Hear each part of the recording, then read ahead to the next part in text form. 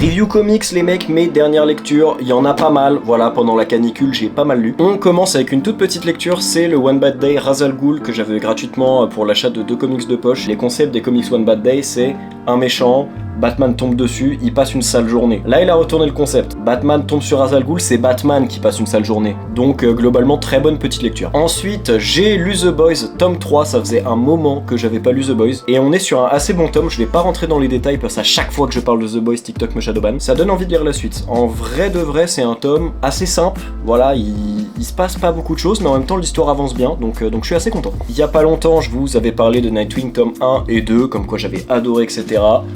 Tome 3, immédiatement, tome 3, excellent. Le tome 3 est excellent, mesdames et messieurs, c'est vraiment un très très bon tome. La relation entre Dick Grayson et Barbara Gordon est trop cool, l'histoire avance de manière trop cool. Le tome 4...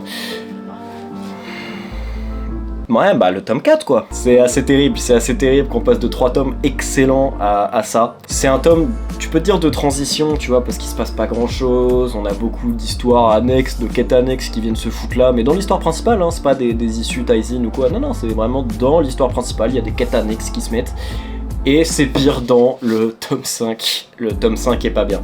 Désolé. J'adore hein, l'équipe des Titans, c'est vraiment pas le problème, c'est juste que je sais pas, l'histoire en fait n'avance pas.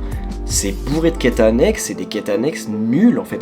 Il y a juste vers la fin du tome où ça se rattrape un peu, les derniers chapitres, mais à part ça, c'est pas bien. Hein. J'ai vu que le tome 6 et 7 avaient meilleure réputation, donc j'ai confiance pour la fin du run.